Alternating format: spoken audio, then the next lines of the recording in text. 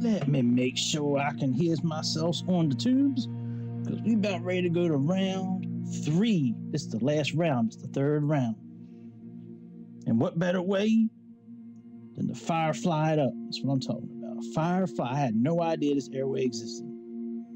No idea. Oh man, I hear my voice. Welcome back. Happy Xmas Eve, all my fine aviation enthusiast friends. Welcome back to the airplane show. The last airplane show of today. Today, we will do more tomorrow, but today is about ending. This is the last airplane episode for today. So this is what we gonna do here today, sir.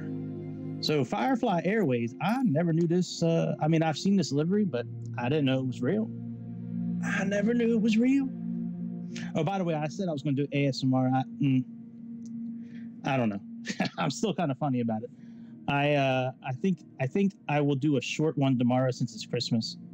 I'll make a special one. I think I'll just do like a short one and see what the reaction would be. But anyways, so Firefly, it looks like they fly in Malaysia kind of exclusively. So there's this flight right now that's going on right now. If you go to FlightAware or any flight tracking software and you type in FFM 1669, I think that's it. Well, I put FFW. Is it FFW or FFM? Actually, let me look it up real quick. I thought it was FFW, but I typed in FFM in the OBS. I'm sorry, in the OFPs.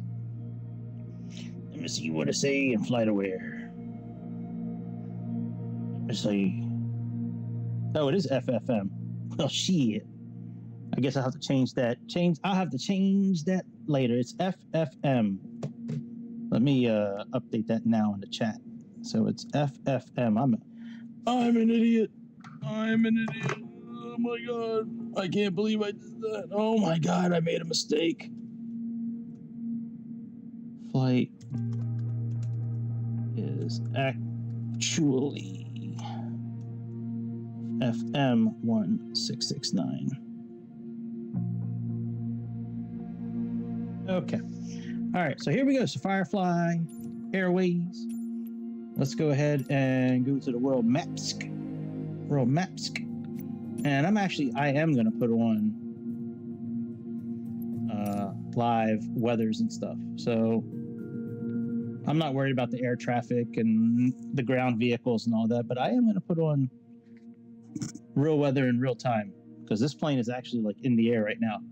So let's go find our aeroportio.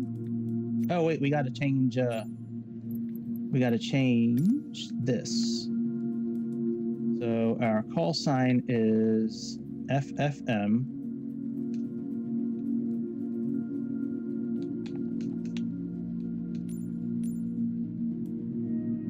And it is 1669.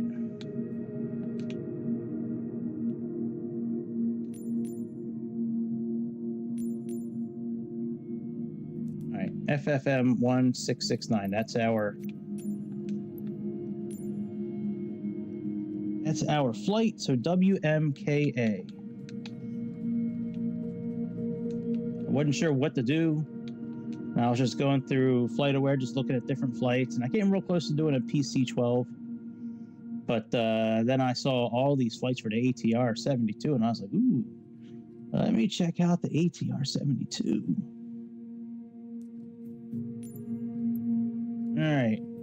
Sultan Abdul Halim Allure Star. And so WMKA. Well, I got us taken off from runway 22. Oh, there's a runway 22. Oh, Jesus Christ, I'm an idiot. All right, so here's like main parking, or would they be parking over here? Things that make you go, I don't know where it would be parking at, actually. Like, this looks like, well, you know what? This could be like private jet kind of, because it looks like a small building, and then this looks like a bigger like terminal type building actually. Like this would be like security and shit, and then you walk through to like the different terminal. Yeah, I think this one would be closer. All right, let's do the ramp that we're at. Let's go ahead and click Flizzeye. Checks the flizzle. So I think this flight's like an hour in the air. It's not a very long flight. Our cruising now, according to the flight plan, it's only 13,000 feet is our cruising altitude, but according to FlightAware, it went up to like 16,000. So I don't know. I guess I'll follow the flight plan.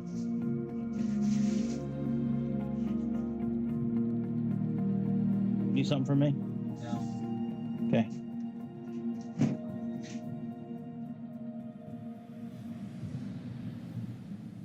All right, here we are at Sultan Abdul Halim in Malaysia. Firefly Airways.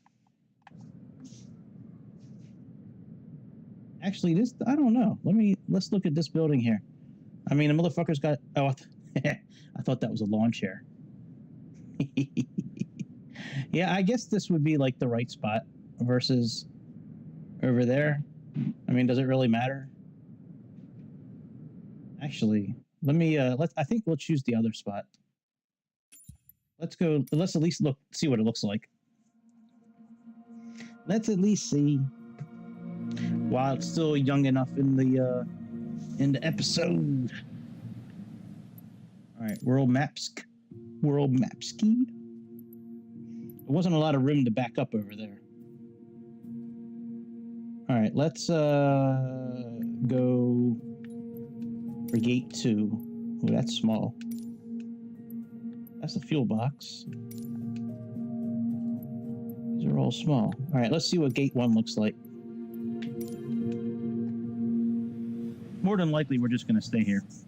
You know, at this gate. I mean, it's just a gate. But I'm curious. I've never been to this airport before. So at least let's see what it looks like. Let me get my mouse ready. My mouse is going to be doing some work today. Yeah. Hopefully it'll work. Sometimes it just doesn't register, the mouse sometimes. Sometimes the mouse is on, it just doesn't register. Oh yeah, this is, well, yeah, well, that's not good. Like our wings should not be holding up the jetway, so let's stay here, but let's go to a different parking spot. So let's back out once again. I have a feeling that would actually cause our plane to crash once we get going. I had that happen in Atlanta a couple of times, where we would back out and we would just barely scrape up against something, and then like the screen would come on, you know, asking us if we wanted to start over again or go back to the main screen. And I'm like, why, man? Like, what the hell happened? All right, let's go to ramp 6, and this will be the last one that we go to. All right. Third time around is a charm, what they say, right? Get the ATR fired up. If there's no ground power, it's okay. We have an APU on board. It's not a traditional APU, but nonetheless, we can use it as an APU. That's what the prop brake is for. All right, that's better. Oh yeah, we can just take right off. Yeah, that works for me. All right, so let's go ahead and do some stuff over here. We should be logged in already. Let's import the original flight plan. Okay, let's set our fuel. Is that correct? 2148, yep. Let's set our payload. All right, let's load the aircraft. So we have gross weight according to the flight plan is 22.4, and we're at 22.4. All right, so let's load that. All right, very good. There's no reason to do anything with the passengers because obviously there's passengers on it because we're at the right kind of weight. So load. Oops, we already did that. Now fuel weight is 2148, and we have 2118. Let me just check one thing. Yeah, this needs to be 2148.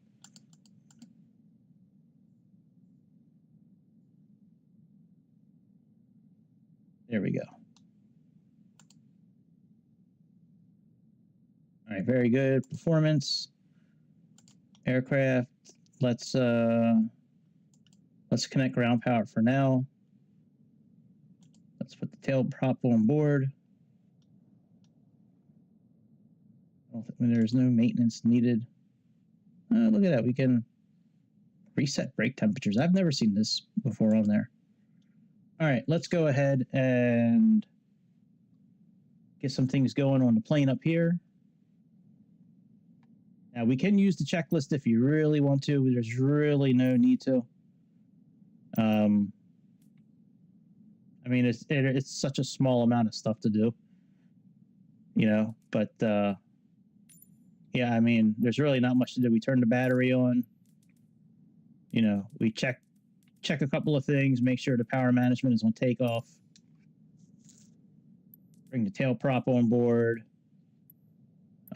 you know, set up the FMS, put the start selectors on A and B, you know, do all this stuff to start the engines. The only thing that we need to really worry about doing is turning on the transformer rectifier unit, which is right here. However, you're not going to see this come on until the engines are kind of past the idle stage. We have to put the engines up just a little bit, you know, and then taxi and takeoff, like there's nothing really, like this plane is really easy to fly. Like there's really not much in the way of buttons and stuff you need to worry about. All right, so let's put the batteries on. Let's put both of those on. Let's arm the emergency lights. Let's turn seatbelts on. Turn that on.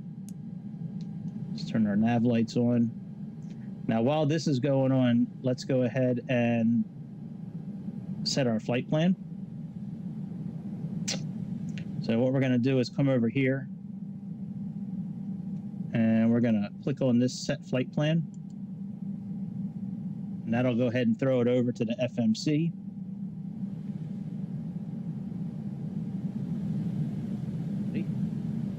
There's our flight plan here. Now let's go ahead and set our takeoff and our route. I will show you how to do the APU with this plane. Let's get this set up first, and then I'll show you how to do it. Just in case you're at a place where there is no ground power, which does happen with planes like this. So we have GOO T1B. All right, let's click execute. So we have GOO T1B, and everything is great until we get to the very end. We have DACUS, and then let's put our arrival in. So we're landing at runway, we're doing the ILS for 15, and we are doing CE1, and just like that, we are all set. CE and DACUS. DACUS and CE1. Okay, so let's get rid of this discontinuity here. Let's click clear that out, click execute. Now we are all good. Let's go to menu. Let's go to init. Go to position. GPS position, that should be correct. Let's check the coordinates of this airport. North 0611. All right, very good. So let's click that and click this. Back. Let's go to nav data. That should be fine. Yeah, flight plan in it. Yeah, that's fine. Let's go to weight. Weights, we should be good. Yep. All right, performance in it. All right, we're going to put in a cruising altitude of 13,000 feet. We're going to follow the flight plan, not what they did in real life. So we'll put 13,000 feet. I don't think there's another page available. Yeah, no, there's not. All right, and units. Celsius, kilograms, HPA, feet, meters, nautical miles. All right, all that is good. Let's go to VNAV. We don't need VNAV yet. And so we're pretty much all done with this. Like, there's nothing else really to do. The only thing we're going to do later when we set up the ILS is go to menu, go to RMS, and then we're going to go to nav. And then we can plug in the frequency for nav1. But other than that, you know, there's nothing else to do with that. So we are pretty much all set. Let me show you how to do this APU deal. And then, oh, you know what, actually? Let me show you a couple of things real quick before we do that. So there are built-in checklists that you can do if you want. So if you're not familiar with this plane, these screens in Microsoft are touch screens, right? So let me show you what I'm talking about. So if we come over here to options and go down here to display click spot, right? So each one of these is a spot where you can click on that screen, right? So if we were to come over, let's get rid of this. So if we were to come over to here right now, right? We have these four corners, right? So we can click on up here. We already have that map, right? We can click on here. This gives us, you know, this zero fuel weight, forward operating base, you know, gross weight, reserves, takeoff center of gravity, you know, fuel flow factor, takeoff trim, all that stuff, right? So now that we have, let's confirm the takeoff data while we're here. Now it's all in green, right? Let's do TAT 1 and ground, takeoff torque, ground. Okay, that's okay. So we don't need to worry about any of that. Now we can click over here. This gives us this map, and we can actually, like, you're supposed to be able to zoom in and zoom out, but this map you really can't do either one of those. This map is just pretty much like a ground map that you can use for runways. I've never found another reason for it. It just gives you the runways, right? I think it might be a traffic map, to be honest, but I don't know for sure. And then you can click up here, and this gives you all the screens with the workings of the airplane. Right? So when you're in this mode here, you can click up top. That'll zoom out. You can click right here. This will zoom in. You can click here and set up your heading bug indicators if you like. You have VOR, ADF. You can do it on the other side here too. This one doesn't have as much in the way. I know it had all those boxes, but I've never really found a use for clicking on anything over there. This screen here, you have like an up arrow here and a down arrow here, and like an enter button right here, right? So let's go ahead. So let's just say that we did all this stuff, right? Let's just say that we did all this. Right, and then you can go down to normal procedures. Now, typically when you're flying, it'll bring up like the next procedure. Like when you begin your descent, it'll say descent and bring up the checklist automatically. So here's all the checklists, and you can use these areas here as up and down. So if you want to use a checklist there, you can. If you want to, you know, try to simulate a little more realism, you know, than using the built-in checklists. So let's go ahead and lock this door. That's what that CDL was. And we need to do a couple more things. Let's go to there and set up our transponder. So we're going to put this on TCAS is auto. All right, that's fine. And let's come down here to nav. And set up, let's see here.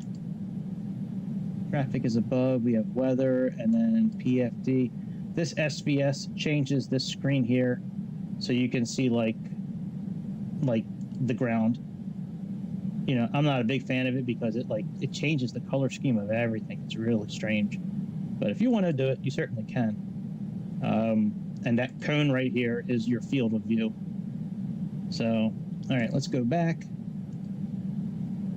And all right, now these APU that I'm talking about, right? So what you want to do is you want to click on this prop brake thing here. You want to click on this and turn it on, right? Then you want to turn on this fuel pump and you want to click run.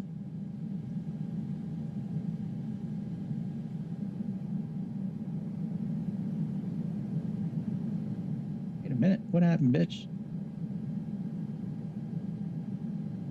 Am I connected?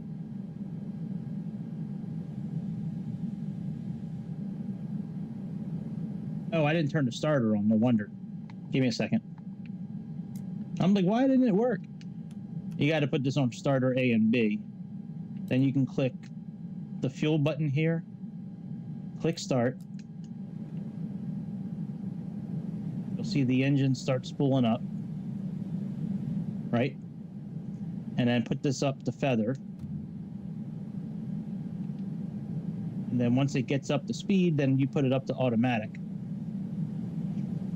And that will essentially give you an APU that's a usable APU if you have no ground power. All right, so that's kind of doing its thing. Let's go ahead and let's get rid of the ground power, right?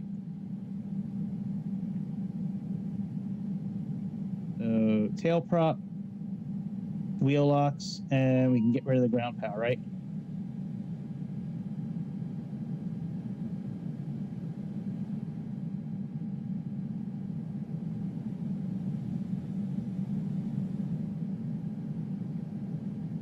Let's put this up to auto.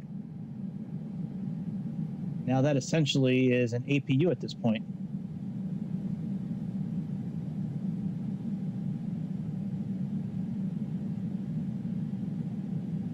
Which is pretty cool. So if you don't have an APU, then you can do that. All right, let's go ahead and turn on this engine.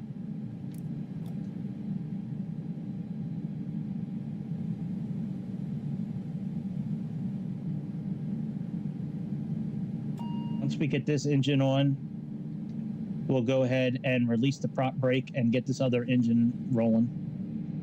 You see it's just sitting there, it's not moving.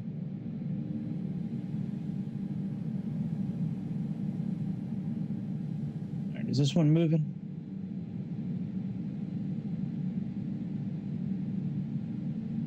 Start, so. Oh yeah, it's going. All right, let's move that to automatic.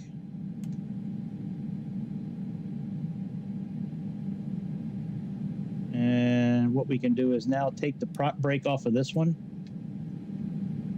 And in order to get this rolling again, the only way I found out to do it was just move this to off and then back on again. And now we're spinning. Let's do that. Let's go ahead and switch our screen back again. You know, I have the ATC off, and I'm okay with that for now. So we may turn it on later. The ATC is a pain in the ass. All right, what's our METAR here? Q.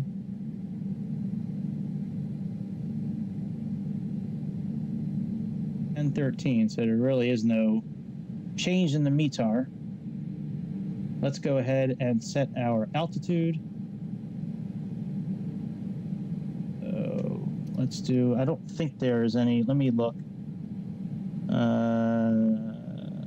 2397, yeah, no, there's no altitude constraints. Let's go right to 13,000 feet.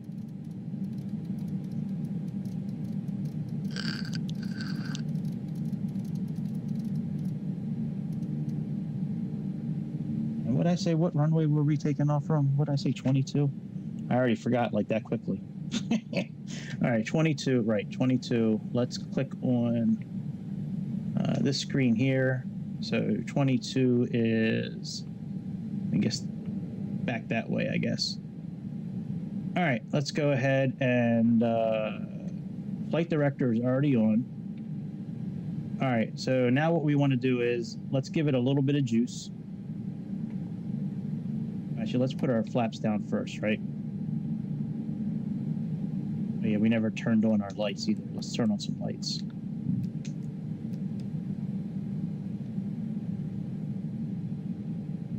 And we want to give it a little bit of juice, okay? You got to give it a little bit of juice like that. Otherwise, this TRU light's not going to come on.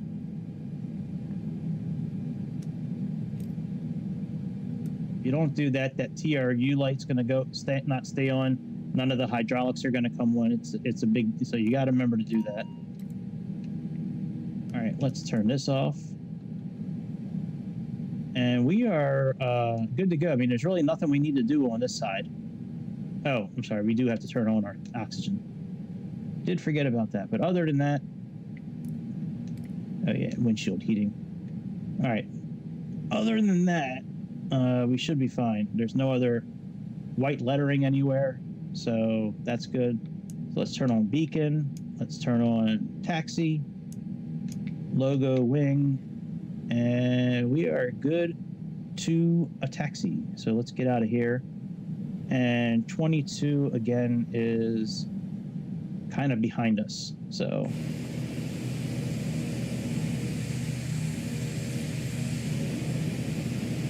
watch out, Jimmy. Coming through.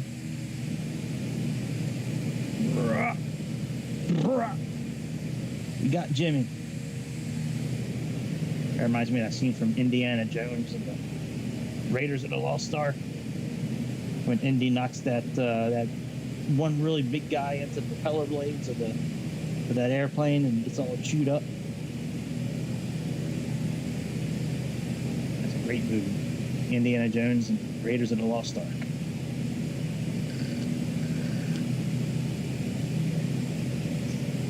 Yeah, wasn't really sure what to do flight-wise. Saw a bunch of ATRs, and I saw a call sign that I've never seen before. I've never seen FFM. I'm like, what's FFM? I'm like, it looks like it's in Malaysia, you know, because the started with W's, the airport. So I was like, oh, it looks like Malaysia. It's either Malaysia or Indonesia. Sure enough. Firefly. I came close to doing an Indigo flight, you know, over in India, but I saw Firefly and I'm like, let's do that instead. Now with this prop brake on, not the prop brake, sorry, with I'll show you in a second. Let's make this turn. So this thing right here is called a gust lock. With that on, we're really limited with the speed for taxiing, which I believe that's set up just for that purpose, so we don't, you know, go too fast. So we're just going to take our time, I guess, and eventually get to the other end of this runway.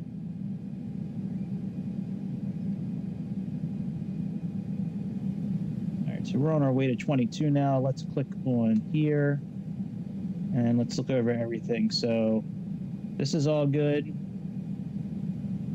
Oil pressure is good. Temperature is good. Fuel flow is good. Packs are on. Everything's green. The crew oxygen supply is on. Cabin rate is good. Our bus system is good. Boilers, hydraulics, everything is good. And that's good again. All right, so let's go to this screen now.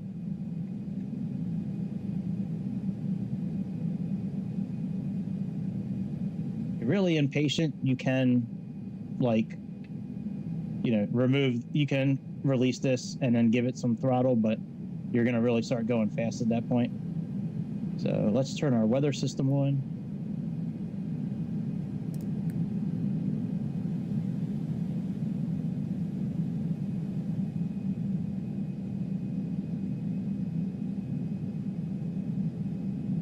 And we are going to use manage the speed mode. So I'm going to click this over here. And now you see it's in magenta. So now it's going to use whatever the speeds are in our flight plan.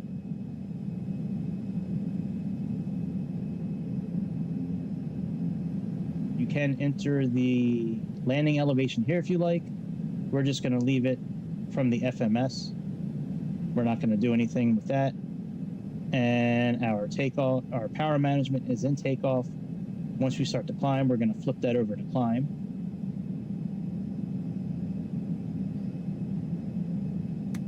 Put down this little standard compass.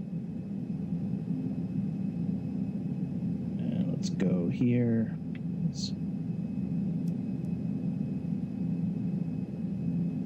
Gas is on.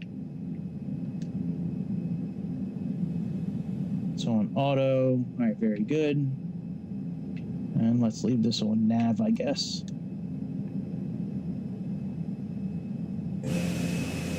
We'll eventually get there. I'm half tempted to remove that gust lock. I mean, like, Jesus. It's like, it says we're going 14, 15 knots. I don't see it. It looks like we're just fucking creeping.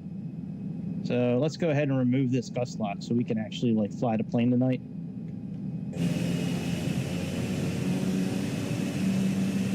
Now we're going to start moving a bit.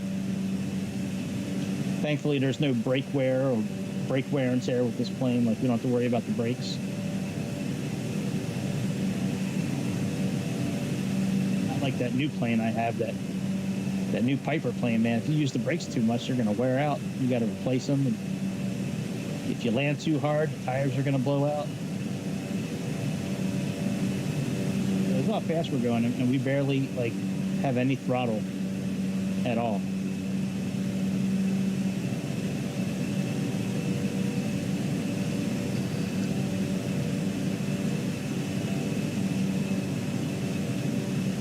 All right, according to Navigraph, it's 2994 is the barometric pressure. Let's set that. And this region of the world, the transition altitude is flight level 13,000. So we may never actually have to cross. It doesn't look like we're really going to ever cross into standard pressure range. So we'll just keep an eye on whatever the pressure says for this particular flight. I'll just keep an eye on Navigraph. So we're going to take off, head out towards the water, and then make a big left. And that'll pretty much be our takeoff. Now, I don't see a chart in here. Let me see if it's here. Is there a standard instrument departure chart? Runway 22, RNAV departures. Yeah, I mean, there's no altitude constraints. Everything is over a certain, certain heading. I mean, a certain altitude. All right. Well, we do have a VOR we could put in, but there's really no point. There's really no point since, we have it programmed in the FMS. Takeoff trim is okay. Rudder is okay. We got our flaps set. We just need to make it to the end of the runway and then turn around and then take off. This plane is probably, let's see where this plane is in real life. Let me go back to Flight Aware and see where this thing is in real life. Might have landed already. Let's see, 33 minutes late. 58 minutes travel time.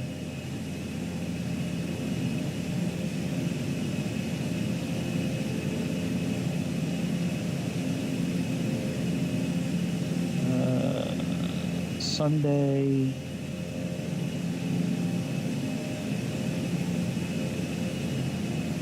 Yeah, it looked like it landed already. Yep. Yep, it did.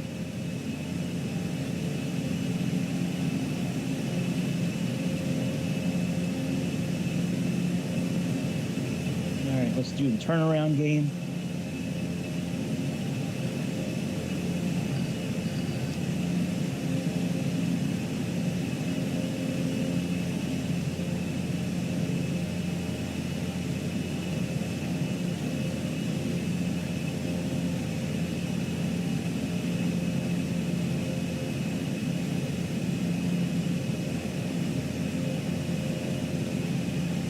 Oh, wait a minute, I looked at the wrong flight. Hang on. Let's see. All right, yeah, it has 11 minutes remaining. It has 25 miles left until it lands, this flight. So this is an hour and 16 total travel time. All right, we're going to turn around, and then we're going to put on our brake for a second so we can just set our takeoff power.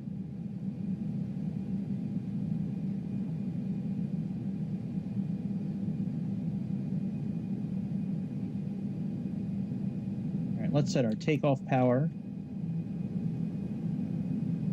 Here, let's go all the way up. Let's put on our landing lights, our strobe lights.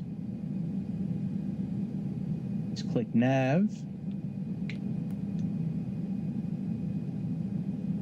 And we're gonna click, I don't think VNAV works on the way up. You know what? It might actually. Let's try it. I've never tried VNAV on the way up before, but let's try it. What's the worst that can happen? We just have to take over the flight manually, and then we'll be okay. So, and let's click clear here so we can clear out all those checklists. And we're at 10 miles there. All right, very good. All right, let's roll. So let's remove the parking brake. Give it some juice.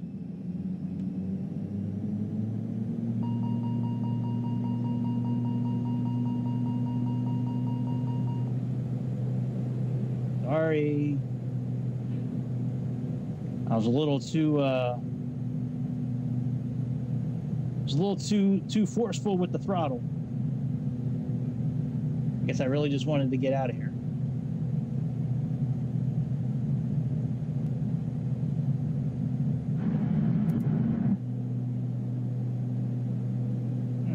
I love how the wheels sound when you're taking off. It's awesome. All right, landing gear up.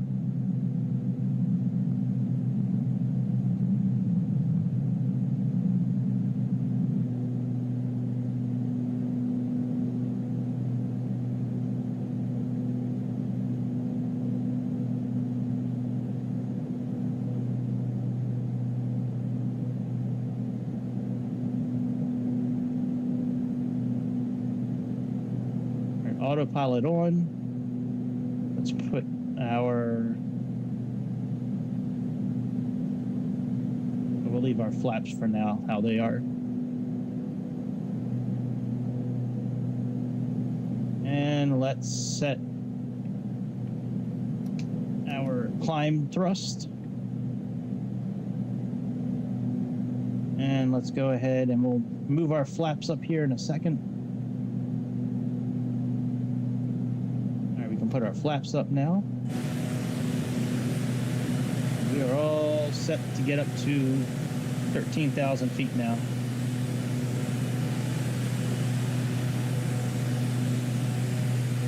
Yeah, this is the only plane I've ever flown in Aerofly that when you take off, you actually hear like a good amount of sound with the wheels. It's awesome.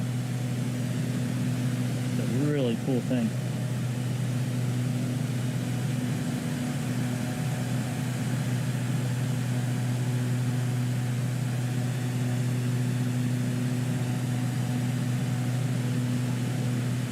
Cloudy out over here today, really overcast.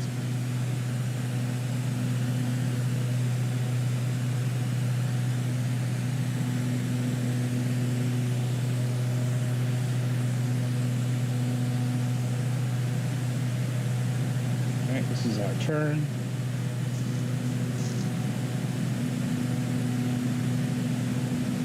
This is the only turn really in the departure.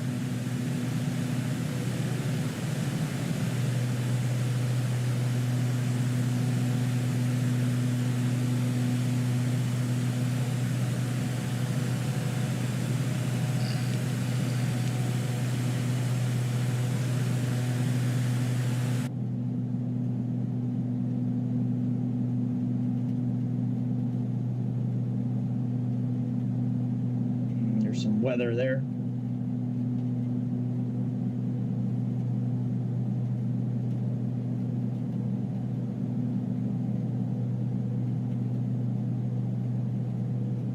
We'll be okay. It's raining. Can hear it. I don't know if you guys can hear it or not.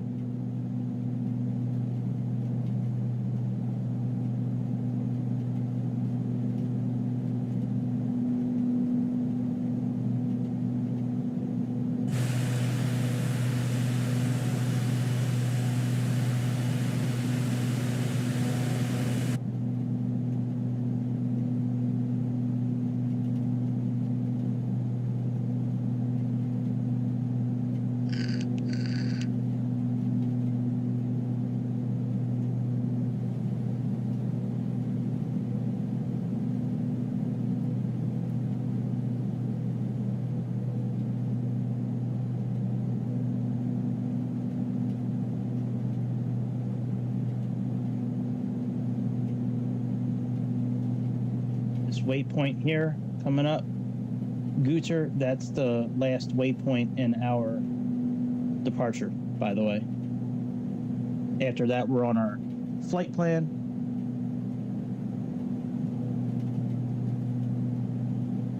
Yeah, dude, I know. I saw it the other day myself. They also have a new A300 600, but it's only available on X-Plane. So I'm wondering if that CRJ-X or CRJ-1000, whichever it's called, I wonder if it's only available like on Xbox. Oh no, I'm sorry. On you said MS. Never mind. Forget about what I just said. I did see the trailer. I know what you're talking about. I don't know. I haven't seen it on the store either. I saw a trailer for the A300 600. And right now that's only on X-Plane. But yeah, I know what you're talking about, man. I hope they come out with that pretty soon. I also know that Builds is working on an A380 that should be launched pretty soon. And PMDG is working on a new 777, which is going to be awesome. Because they did a really good job with the 737. So, hey, but I can't find that CRJ either. I wish they would come out with a CRJ. I love flying those planes. Those planes are a lot of fun to fly. That was like my favorite plane to fly in Aerofly when I used to play it.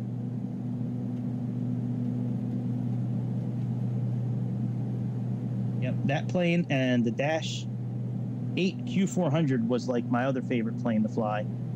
But they don't have a Dash series available on Xbox. I came real close to getting the Xbox X. I got such a good deal on this S series that I wound up getting this. But I mean, this simulator runs great on the S. I can't imagine how much better it runs on the X. It's got to be crazy, like with the power that the X has. It's got to be crazy running this simulator.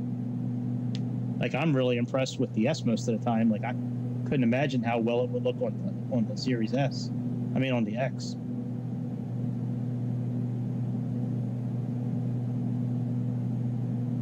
I don't know, my man. That's a very good question. I don't know why they would release it either. I'll have to see if I can find that trailer online and see if maybe they put something in, like, small print on the bottom, or... Yeah, I don't know why they would put that out either. It doesn't make sense why they would do something like that.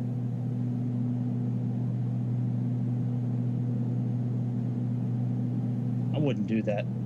False advertise. there's enough false advertisement in the marketplace anyways with some of these planes. You know, I don't want the like the parent company to start false advertising. That'd be really bad.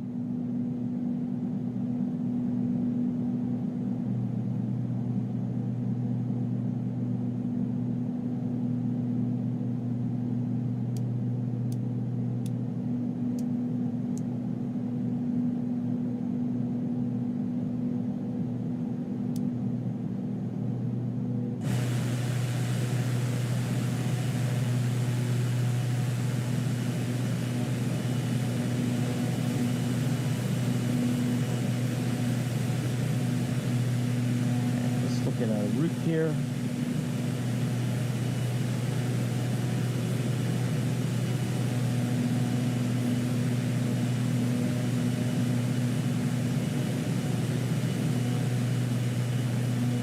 It's frustrating though when companies false advertise like that, man. That like,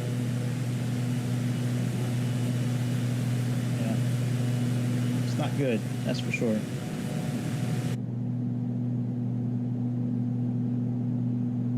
So many companies that false advertise video game type stuff. It's crazy, and like they're never held accountable. Like, you know, consumers still buy all the stuff like you know, crazy quick, and you know nobody ever holds them accountable when they mislead the public with whatever.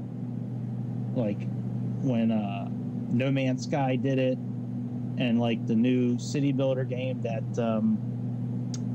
City Skylines 2, like they launched that, and it's been a clusterfuck since they launched it. Firefly launched. I was able to download it on my iPad, and then a week later, all of a sudden my iPad isn't compatible anymore. Firefly is one of the worst, I think, because they just keep on repackaging the same bullshit over and over again, and lying to people about all these new updates that they do, and like I haven't seen anything new other than like one airplane. And that airplane is like a really half-assed developed airplane. This 737 they put out, 737-900. It's really shitty, the job they did. I'm wondering if I should continue to climb like up to 16,000 feet. I guess we'll be okay.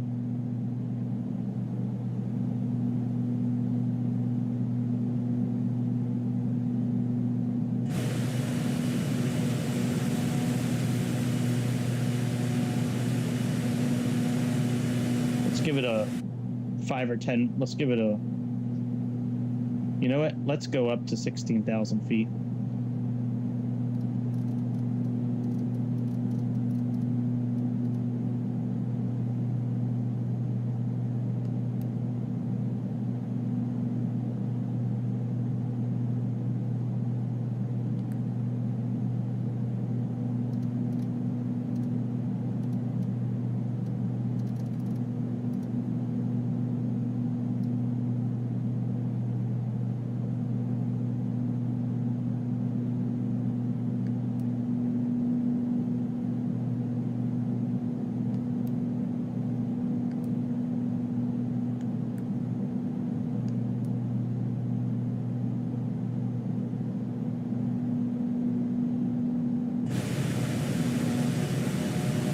Get over some of this weather.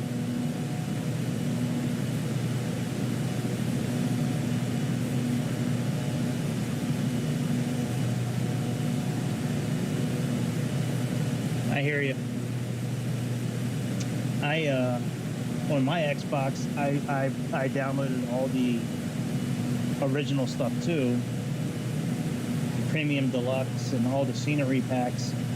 And this last update that they came out with over in America, on my Xbox, all those scenery packs, it was stopping me from being able to fly like any plane with any kind of digital screen. Like the digital screens would just stop working. Sometimes on the ground while I was setting it up, sometimes mid-flight.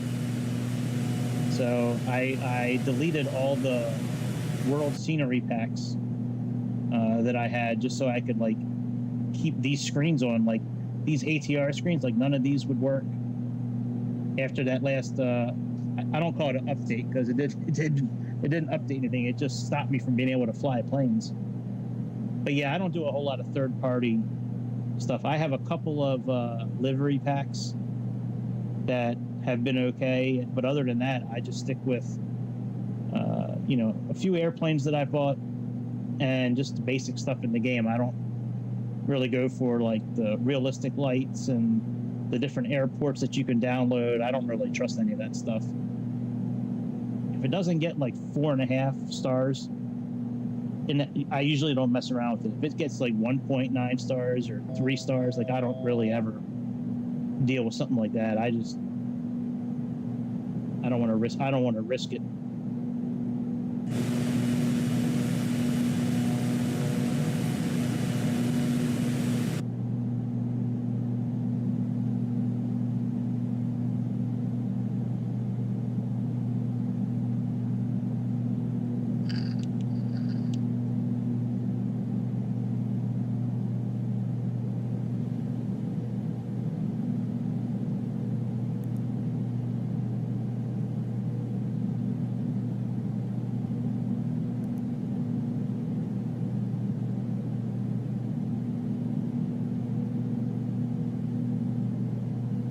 Yeah, I hear you. Me too.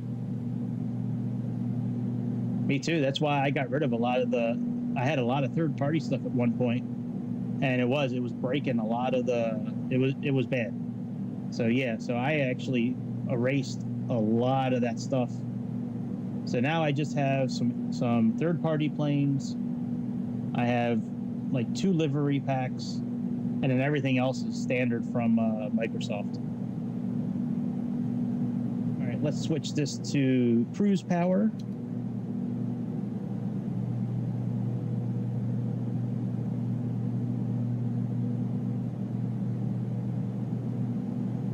Try to increase our speed a little bit. Whoa, not that much. Not that much. Let's go back down so we're in the green, baby. Come on. There we go.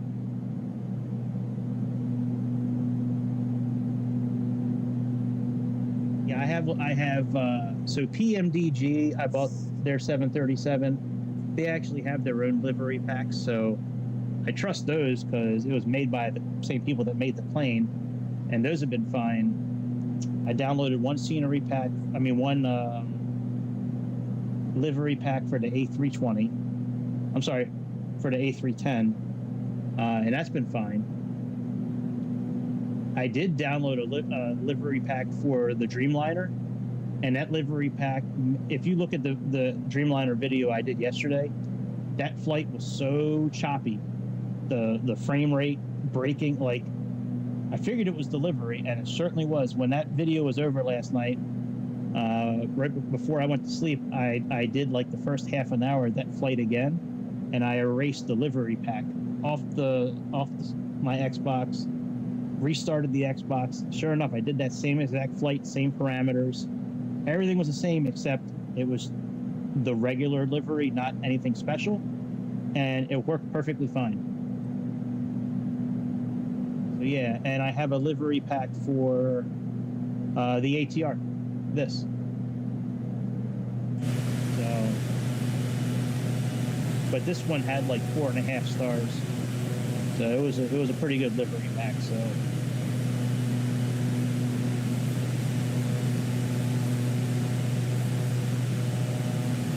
but yeah, man, I don't blame you for just sticking with the regular stuff. There's a lot of stuff on that marketplace that can really stop you from having fun with this simulator. That's for sure. Hopefully we'll keep on dodging these big old storm clouds.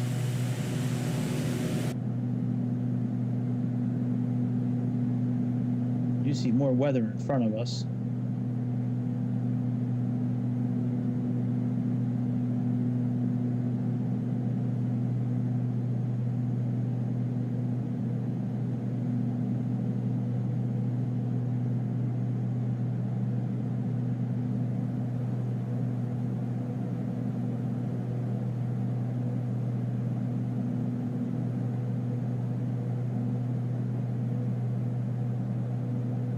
Yeah, you're right.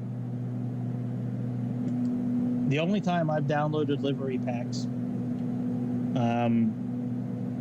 is either when it's been made by the same people that made the airplane that I bought, like PMDG, what I was saying earlier. Their livery pack goes with the plane, so I bought those because it goes with the airplane that I bought. But other than that, like, unless the livery pack gets like 4.5 stars or 5 stars, I don't mess around with it. I also don't download any livery packs that tell you in the description that they're going to change your plane. Like, I was reading one yesterday. I was trying to find a certain livery for a Dreamliner yesterday for one of the watchers of the show. He wanted me to do a certain flight, and I was reading these liveries in the description, and it's like it changes the lights, it changes the windshield. Like, I'm like, I'm not good with that, man. I don't want you touching anything. I just want you can change the wording and the coloring, and the paint. Just change the paint. Don't change anything else. So yeah, I wouldn't mess around with that one. I didn't download that one yesterday. No way. I don't trust that. I don't want anybody touching anything. I don't even want Microsoft touching it. Like, the last time they came out with a patch, man, it like almost broke the simulator for me. So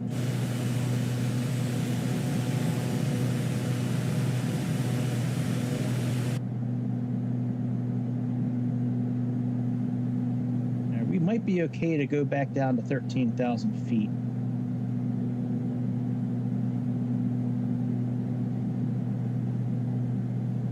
Just don't know what altitude that storm is right there.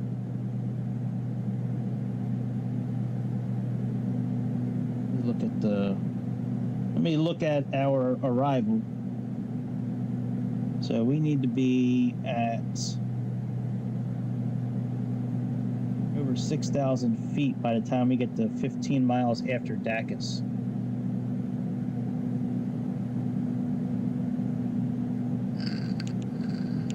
Yeah. You're right. I saw a video with that. Yep. Yeah, there was a livery pack I was reading where it's like it'll give you, Pratt and Whitney engines or I forget the other manufacturer. I'm like, dude, I don't want you touching any of that stuff. Like, it's a livery pack. I don't want you changing the way the engine sounds and all that, man. Leave that shit alone.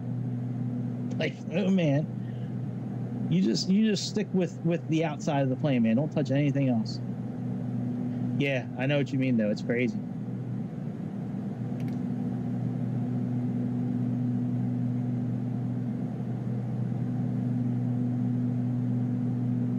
All right, let's drop down to 13,000 feet now that we're past those storms.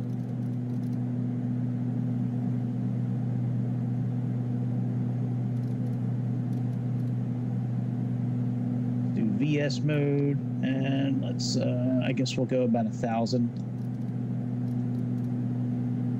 I mean, there's no rush to get down to 13,000 feet, but let's at least get there.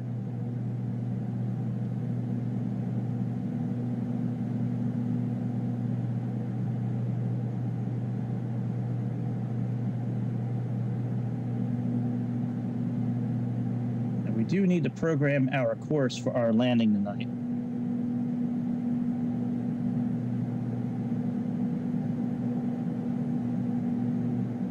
Yep.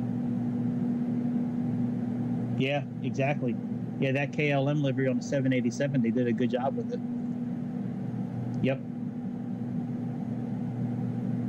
Yeah, I mean, I don't really mind the standard liveries. I like the one that came with the A310 and 320. I mean, and a lot of the liveries that come with the other planes too. I mean, I like a lot of the standard liveries.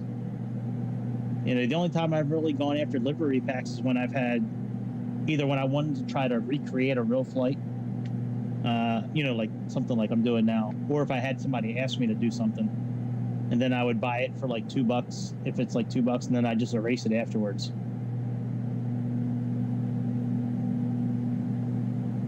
Yep, I know what you mean.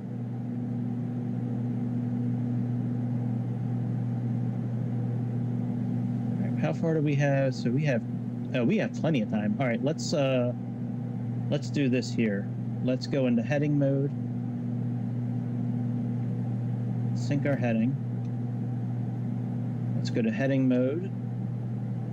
Let's switch this to VILS1. And our course is 150, so let's switch our course to 150.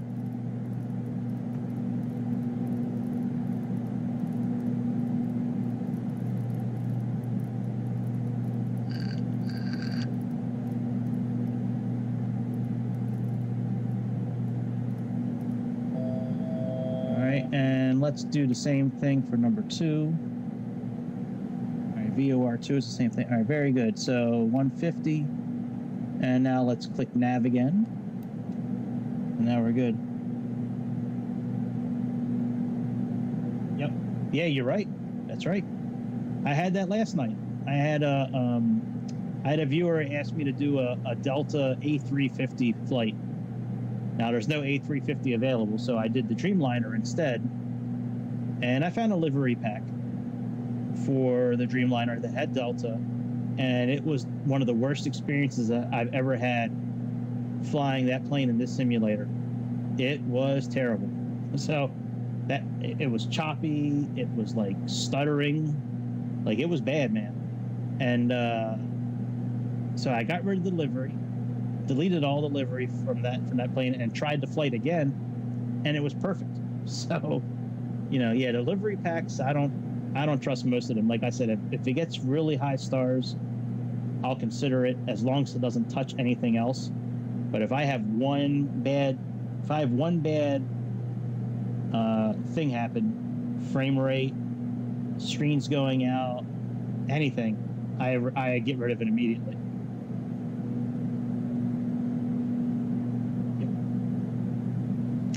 I hear you, my mans. All right, that's bad weather over there. That looks bad.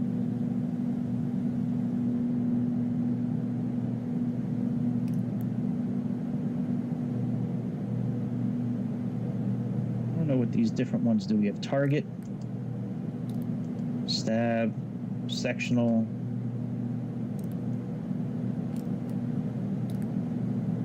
target.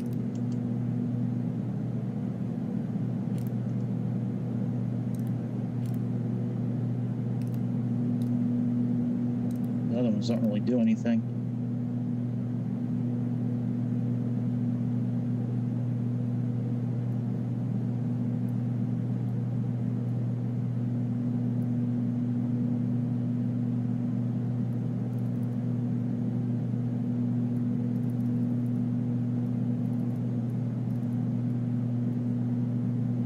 All right, let's program in the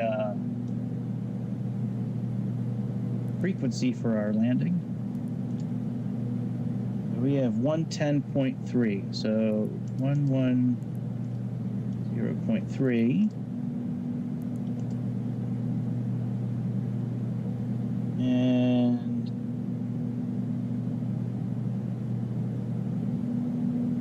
yep, that's about it. 110.3. We do have an ADF that we can throw in there, 205. So let's put that in for ADF2.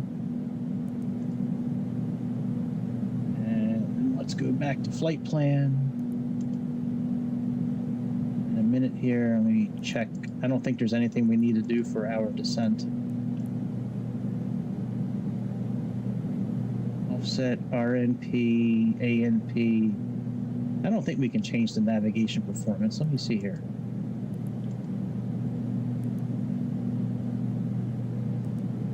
All right, let's try 0.3. Oh my God, we can. I didn't know you could do that. All right, well, let's put 1.0 for now. I didn't know you could change the required navigation performance on this plane. This plane might do a really good RNAV landing. I had no idea it would do that. Oh, shit. All right, let's go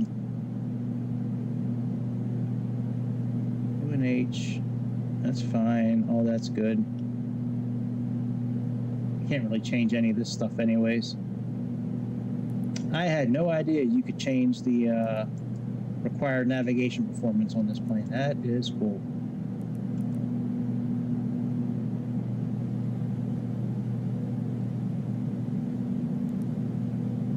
All right, and let me go ahead and get ADF2 and we'll put VOR there, even though it's not a VOR station. Innobills will be releasing the A3 state. Yeah.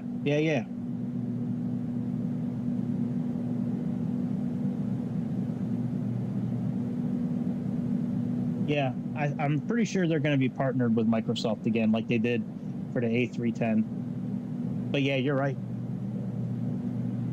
I mean, Innobuilds does a pretty good job, but yeah, if it's Innobuilds by itself, without Microsoft like standing behind them, I don't know how good it'll be. The only company I've experienced so far that's been really good is PMDG, like by themselves, and Just Flights. Just Flights, they made 2 of the airplanes that I use, and they are awesome. The Bay 146 is one of them, and I forget the other airplane that they make that I use. But yeah, I mean, like the Bay 146 is phenomenal. That plane is awesome. Everything always works on it. The screens went out one time on it, but I don't think that was Just Flight's fault, because every airplane's screens were going out. It wasn't just them. But yeah, Just Flights did a really good job. All right, we got our descent coming up here. So it looks like we're going down to 2,500 feet today. So we got some time, actually. We got about 40 miles, so we don't need to plug anything in just yet.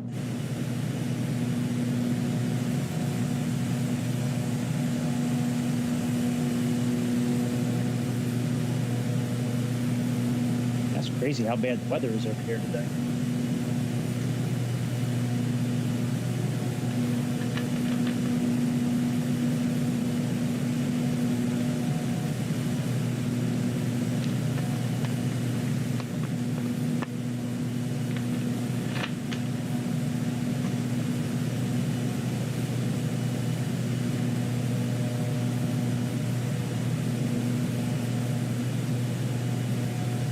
Yep.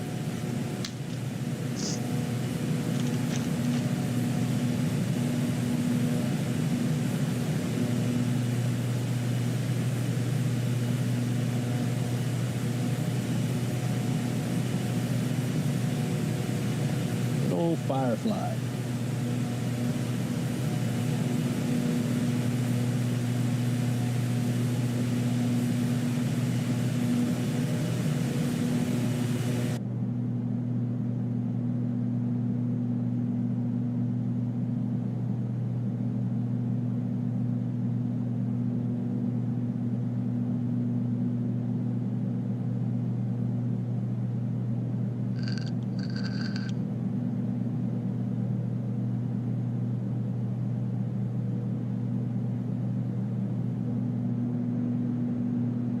My experience with VNav descending in this airplane is not great.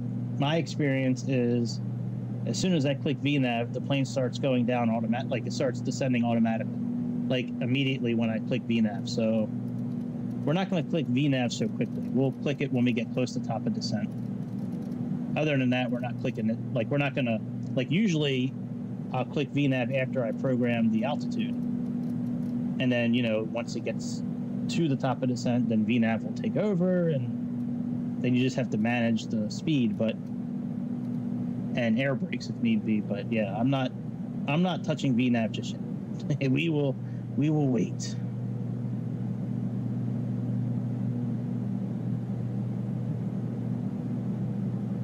Let's check our systems here. All right, so for our arrival, we have. I never even checked what our outside temperature is. Yeah, we're not really in icing range. All right. So we have normal. So V approach is 107. So I would say maybe 5 to 6, 7 knots higher than that. So I would say somewhere around 112 to around 112-ish for our approach. That looks good. That looks good.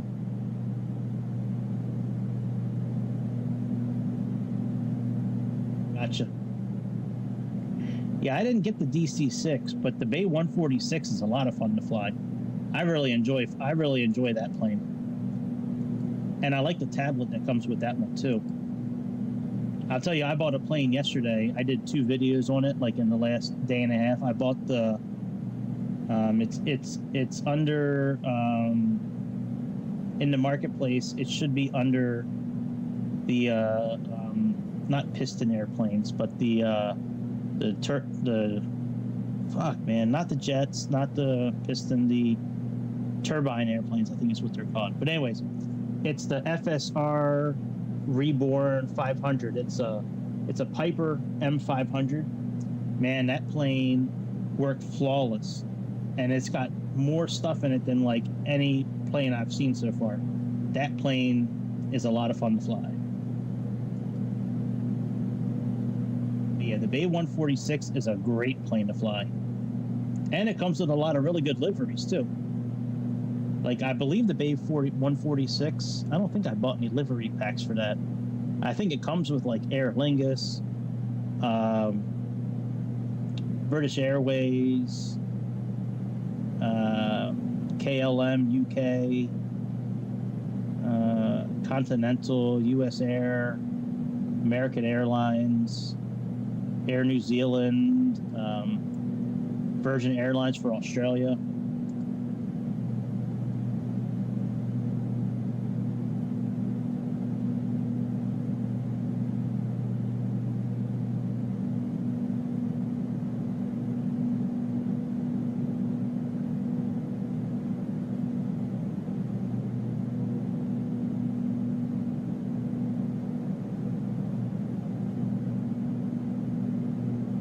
What did I click on?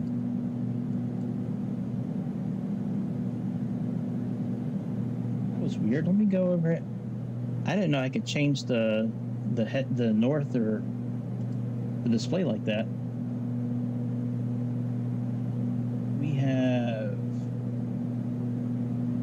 variable broken clouds, 3 knots, up to 20.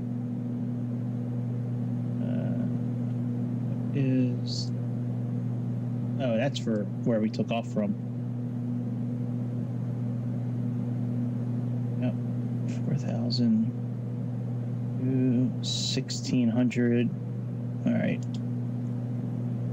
This is METAR 1014. Okay, let me look at this real quick. I didn't know.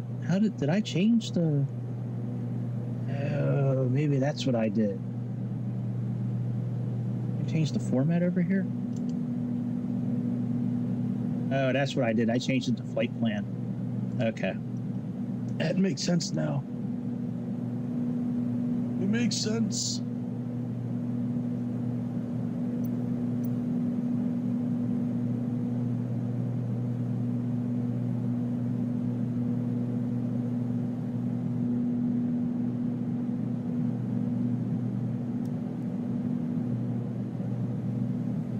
Let's bring up our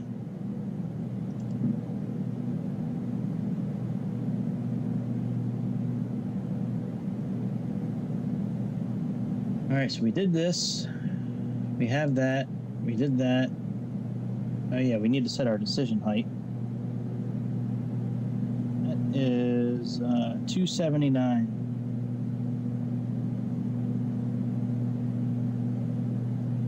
Yeah, I agree. There, it should be like the App Store for Android and Apple, where they have where they verify if it's like real content. You know, like Microsoft should have to stand behind it all. I think. You know, like Microsoft or a third party, that all that third party's job to do is just make sure that, you know, that all the bugs are worked out, that there's no glitches, that everything works the way it's supposed to. Yeah, I think that for sure. Yeah, because it's such a waste of money. You never know if you're buying something good or bad. Like, it's shitty. Like, you shouldn't have to like second guess yourself buying something, you know, as expensive as this simulator is, and you know, as good as it is on its own. You shouldn't buy something to make the experience more enjoyable, and then it winds up making your experience worse.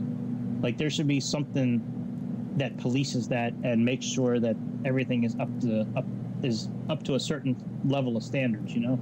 Yeah, I agree completely. All right, we should be getting our top of descent here in a few, really pretty close actually. We got 11 miles left.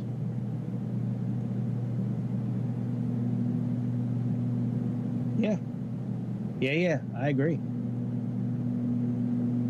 Absolutely. All right, let's click VNav. See? We're about 10 miles before we're supposed to descend. I click VNav, it starts descending right away. That's, I mean, like, VNav doesn't play around.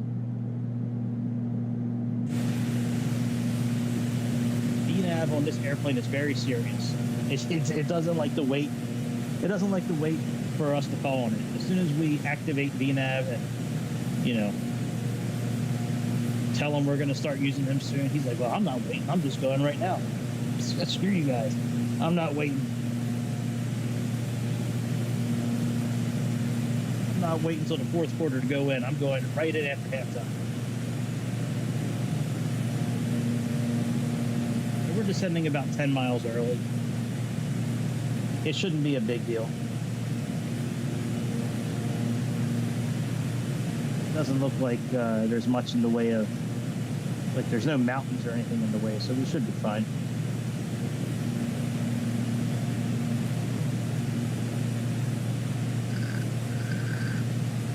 You know what? I think I just landed at an airport right around here the other day. Let me look at the, I just landed in Kuala Lumpur the other day. Maybe it was the same airport. I didn't think it was. No, there's another airport down here, I think. Yeah, the Kuala Lumpur International Sepang is where I landed. Okay. Oh, I had no idea I was flying to Kuala Lumpur again tonight. That's cool.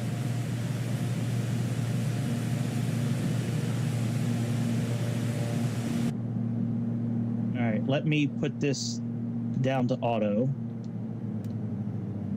because that'll slow us down while we're descending.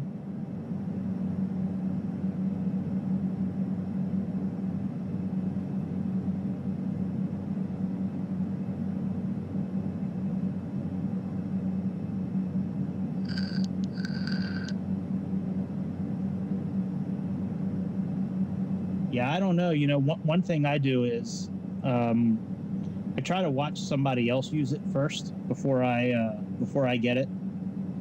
You know, and if they have a pretty good experience with it, then, you know, I'll probably get it. But yeah, I mean, most of the time I kind of wait for somebody else to get it first.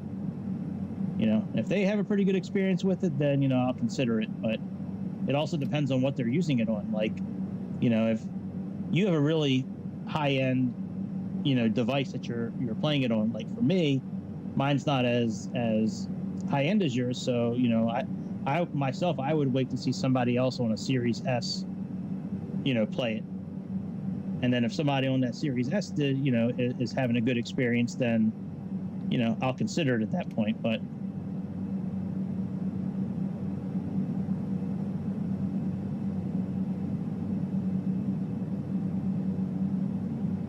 all right, so I switched this into heading mode. We're going to fly heading mode the rest of the way.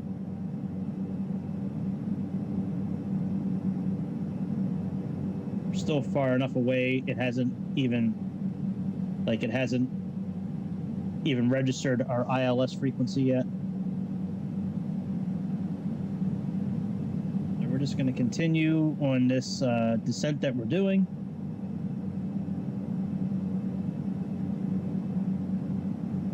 we'll activate navigation mode again once, you know, once the localizer's in place to where we can capture it properly. Let's make sure our TCAS system is, okay, there. Let's make sure this is below. Traffic is below. And we have, that's active, and that ADF is fine. Below ADF, 205 for the second one. And, all right, very good. So, yeah, we're all pretty much set. We can finish this here. Procedure complete.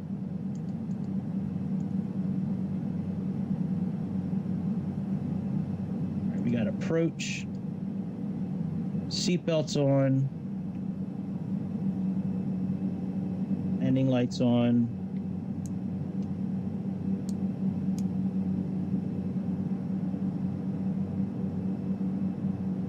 Oh yeah, I'm with you. You know, a good amount of the planes that you can buy, they come with their own liveries, like a fair amount of them. So, all right, what's the altimeter for this area right now? All right, flight plan, METAR, it's 1014. Let's see what it says here in Simbri, I mean in Navigraph. Yeah, 2994. That's what we got it set on right now, so that's good. All right, our localizer has just now shown up. We're 25 miles out. So we can go ahead and click on here and here. And it looks like our landing is going to be wet, so...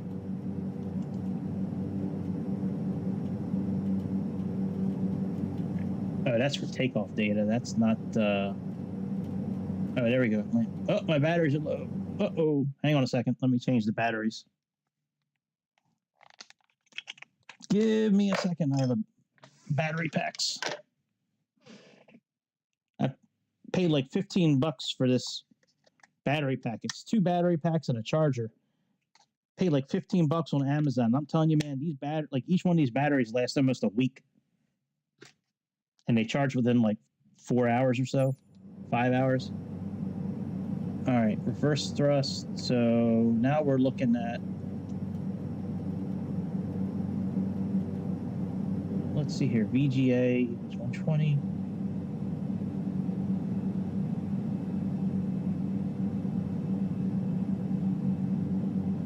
Still 107. All right, if you say so, buddy. I don't know about that, but okay.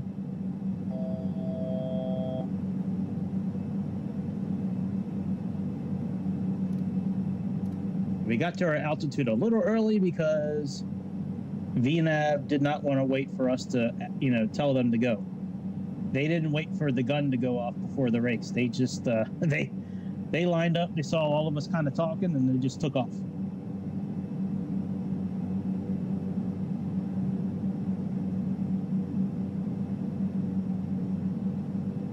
Yeah, once we make this turn,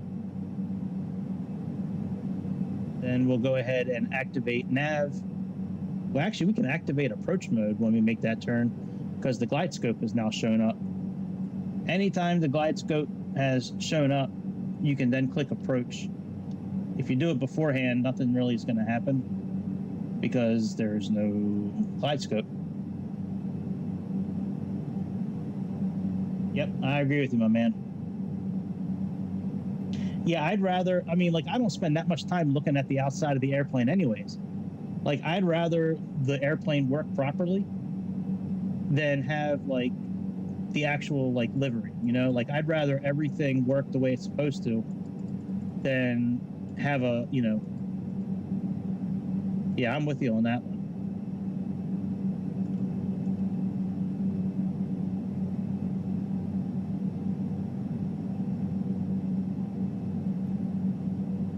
Let's go here to before landing. Cabin crew, yeah, we told the cabin crew what's up. Landing gear, we'll put that down. Flaps, check. Takeoff power. TLU low speed. Well, we're in TLU low speed right now, actually.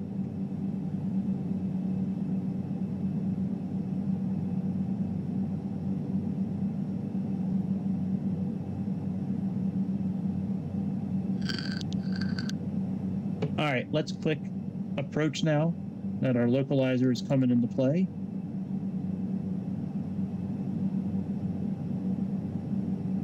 We are 14 miles out, so very soon we're going to put down our landing gear.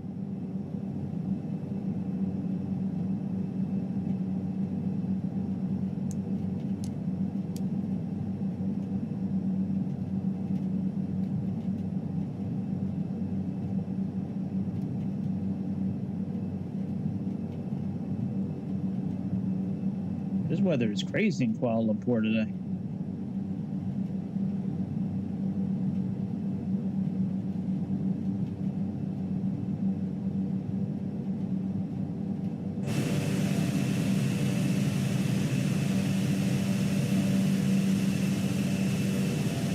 Yeah, I agree with you.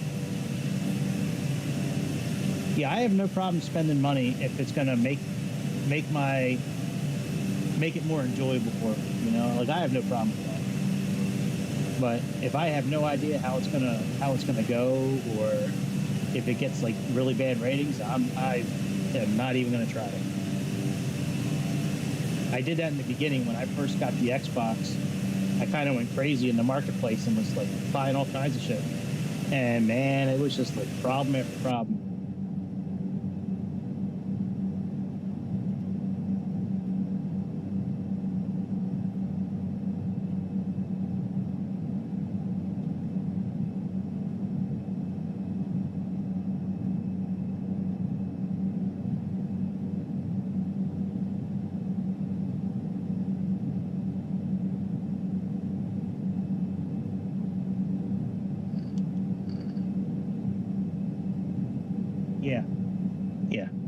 Yeah, I'm not, 15 frames a second, no thank you.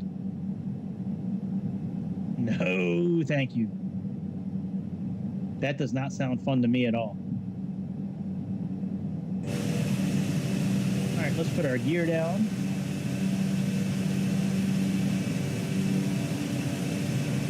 Slowly starts to come down.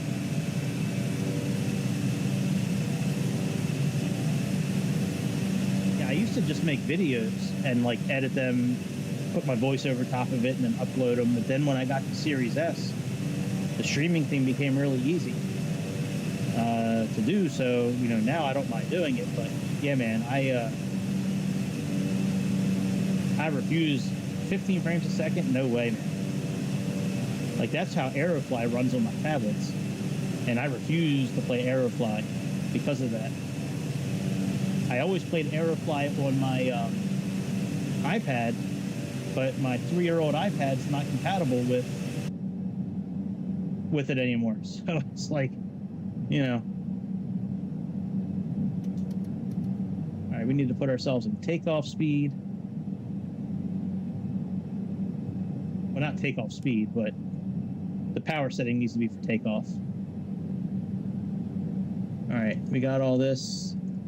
That's good. And we got after landing.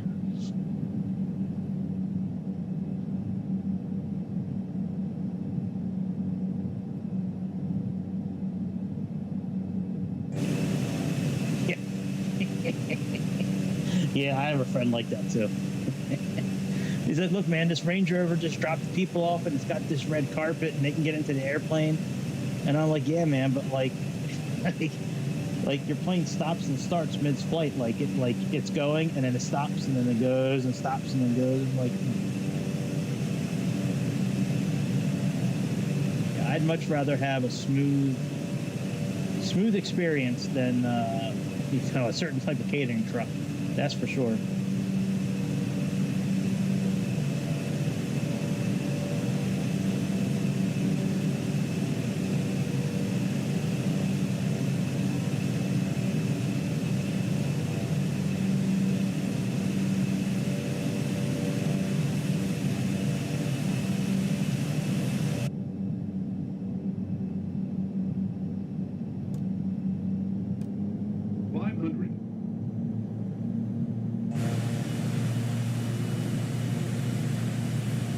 Absolutely, that's funny. I think all of us have a friend like that.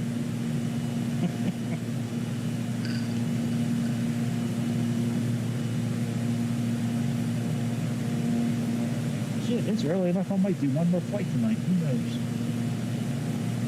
Nothing to do tomorrow. Maybe I'll just, I don't know. Maybe I will do that. A short little PC-12 flight. I have one saved that I was going to do.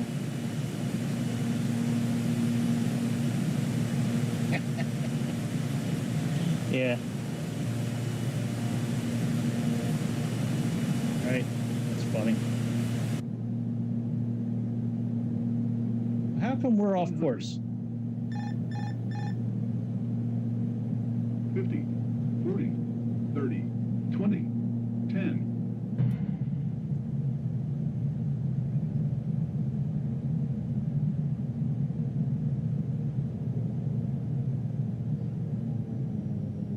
Another safe landing. All right. Well, I didn't bother with the ATC tonight, so there's no air marshal. But I think I'm gonna get off here. I think I'm gonna load up that PC-12 flight, or I might do another one of those Meridian flights. That plane was awesome yesterday. I might just do another quick Piper flight just so I can make sure it wasn't a fluke, the amount of fun that I had with that plane. So you might see me again here in a little bit. But hey, man, I don't know your name, but it was great talking to you. Hopefully I'll see you again soon. Certainly take care. If this is Monday for you guys, hopefully you have a good Monday. If you celebrate Christmas, have a Merry Christmas. If you don't, then obviously you don't have a Merry Christmas if you don't celebrate Christmas. But thanks for tuning in tonight, and I will see y'all again over the beautiful skies of Mother Earth very soon. It might be sooner than you think. It might be in the next 20 minutes. Who knows? If not, I will see you tomorrow. Thank you, my friend. I will sub to you as well, my dude. I certainly appreciate it. And I will check y'all out later on, my friends. See y'all later.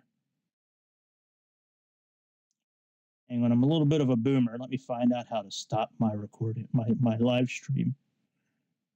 I'm like blanking out here. What the hell do I click it? Oh, stop stream.